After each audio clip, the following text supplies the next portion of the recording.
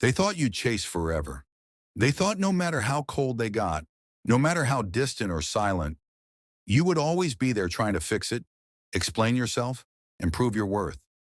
That's the mistake avoidant partners make every single time. When you first met, you brought warmth. You showed up emotionally. You asked questions, initiated conversations, and believed love was something you worked on together. To an avoidant, that felt safe at first. But as soon as the connection deepened, something shifted. They started pulling back. Less communication, more space, more excuses. And every time they withdrew, you stepped forward.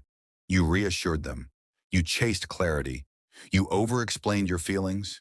You tried to be patient, understanding, flexible. You told yourself if you just loved them the right way, they would finally choose you fully. But what you didn't realize then was this. The chase trained them to believe you would never leave. Avoidants don't panic when you cry. They don't panic when you beg for answers. They don't even panic when you threaten to walk away. What actually scares them is silence, not the angry kind, the peaceful kind. The moment you stop chasing is the moment the power dynamic flips. When you no longer ask for reassurance, when you no longer send the long messages explaining how they hurt you, when you stop checking if they've seen your story or liked your post, that's when the avoidance starts to feel something unfamiliar. They start replaying conversations. They notice the absence of your emotional labor. They realize no one is filling the space you once held so effortlessly.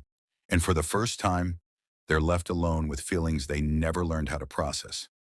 This is where regret begins, but it doesn't show up as an apology.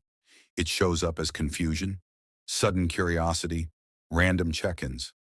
Hey, how have you been? Message weeks or months later. Not because they've healed, but because they finally feel the loss. Here's the part most people don't talk about. Avoidants don't miss you when you leave. They miss you when they realize you're not coming back the same.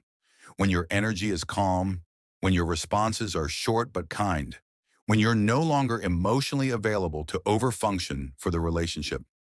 Your growth becomes the mirror they can't avoid. You start choosing peace over chaos. You stop chasing potential and start honoring reality. You redirect all that love, patience, and effort back into yourself. And ironically, that's when they feel the weight of losing you. The revenge isn't hurting them. The revenge is healing so deeply that they no longer have access to the version of you that tolerated neglect. It's moving on without announcing it. It's being happy without needing closure.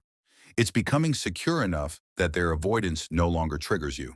They thought you'd chase forever, but you didn't. You chose yourself. And that's the loss they feel the most. If this video resonated with you, don't forget to like and subscribe for more videos like this.